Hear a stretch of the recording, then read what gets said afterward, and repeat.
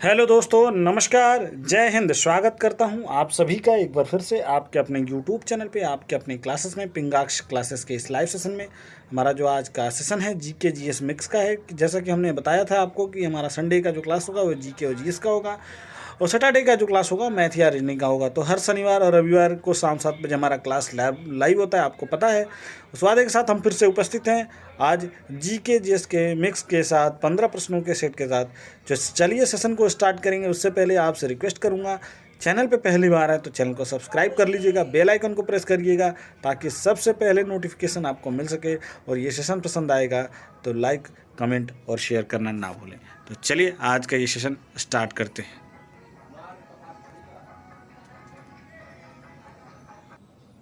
Static GK for army aspirant, army की उम्मीदवारी के लिए स्टैटिक जीके का यह पहला प्रश्न आपकी स्क्रीन पे रहा।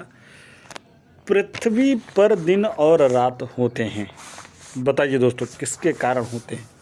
दैनिक गति के कारण, वार्षिक गति के कारण, ऑप्शन सी छमाही गति के कारण, और ऑप्शन डी तिमाही गति के कारण।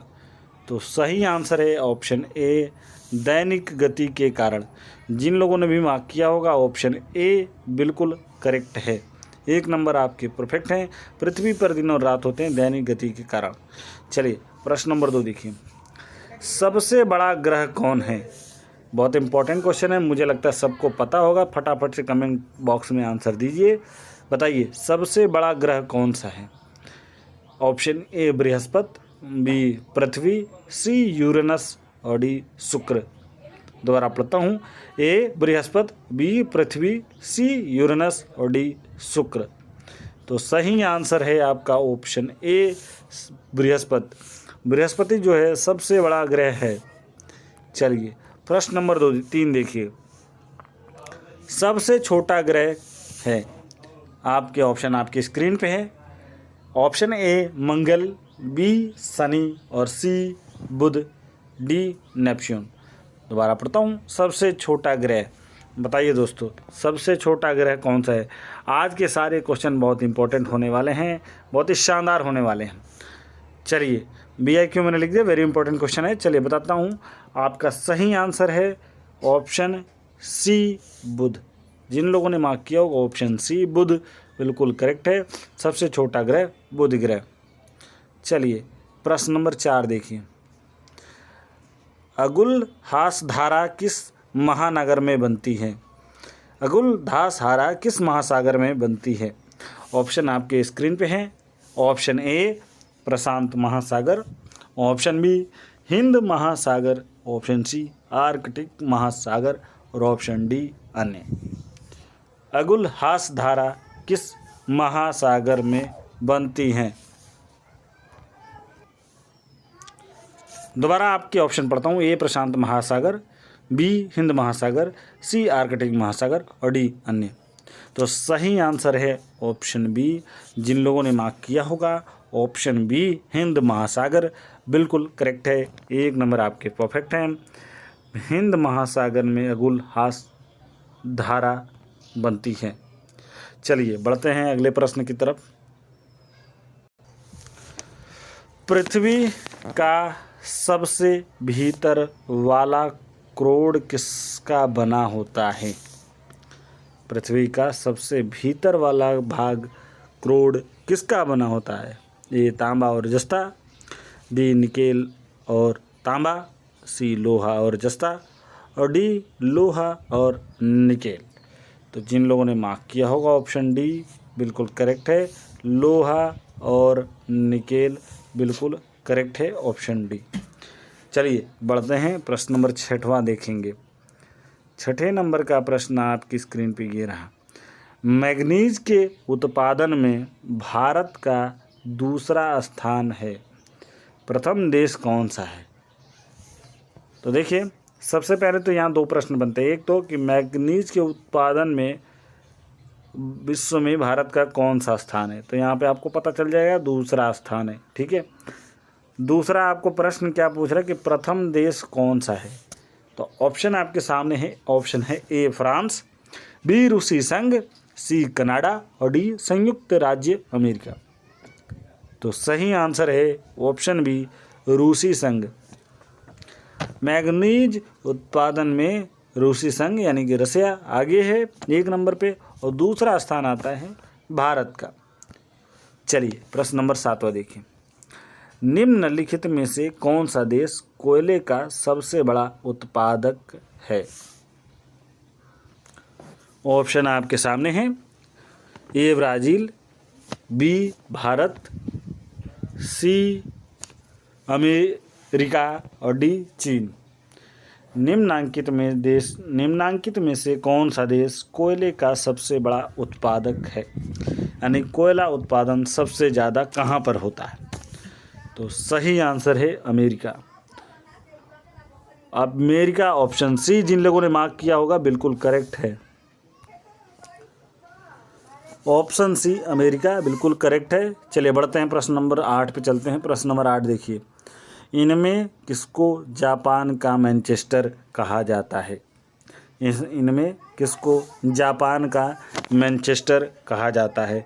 ऑप्शन आपके सामने है। ये ओसाका, बी टोक्यो, सी नागासाकी, डी योकोहामा। तो सही आंसर है ए ओसाका। ओसाका को जापान का मैनचेस्टर कहा जाता है। चलिए प्रश्न नंबर 9 देखिए।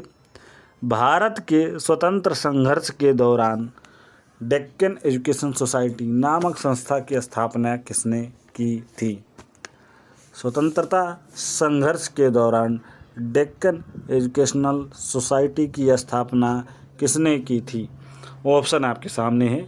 ए जवाहरलाल नेहरू, बी रविंद्रनाथ टैगोर, सी बाल गंगाधर तिलक और डी व्योमेश चंद्र बनर्जी। तो सही आंसर है ऑप्शन सी बाल गंगाधर तिलक, बिल्कुल करेक्ट है। जिन लोगों ने मार्क किया होगा बिल्कुल करेक्ट है, 1 नंबर परफेक्ट है। बाल गंगाधर तिलक ने डेक्कन एजुकेशन सोसाइटी नामक संस्था की स्थापना की थी जब भारत स्वतंत्रता संघर्ष के दौरान था। चलिए प्रश्न नंबर 10वां देखिए। 1857 के गदर के समय भारत का गवर्नर जनरल कौन था? ऑप्शन आपके सामने है। A Lord Canning, B Neil Armstrong, C John Mathai और डी अन्य। बताइए दोस्तों, 1857 के गदर के समय भारत का गवर्नर जनरल कौन था? तो सही आंसर है ऑप्शन ए लॉर्ड कैनिंग।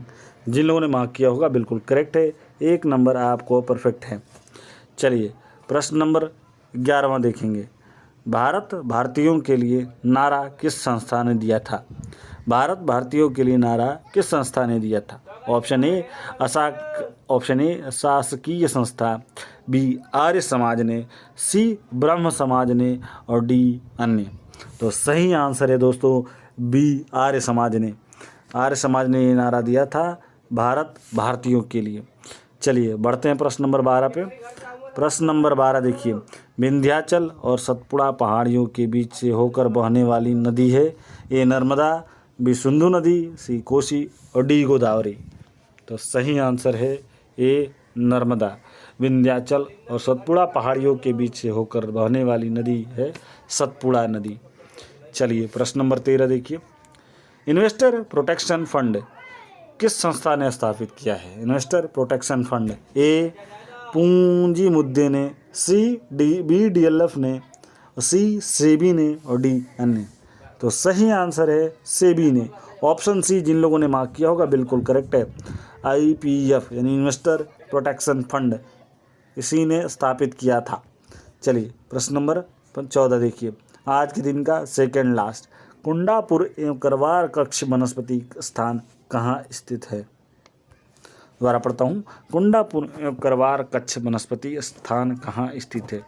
ए केरल राज्य में, बी कर्नाटक राज्य में, सी तमिलनाडु राज्य में और डी त्रिपुरा राज्य में। तो सही आंसर है ऑप्शन बी कर्नाटक राज्य में। कुंडापुर और एवं करवार कक्ष कर्नाटक में है। चलिए प्रश्न नंबर 15 आज के दिन का आखिरी और आपकी स्क्रीन पे ये रहा। भारत की प्रथम बहुउद्देशीय परियोजना किस नदी पर बनाई गई थी? भारत की पहली यानी प्रथम बहुउद्देशीय परियोजना किस नदी पे बनाई गई थी? ऑप्शन आपके सामने है। ए कावेरी नदी, बी गंडक नदी, सी दामोदर नदी और डी यमुना नदी।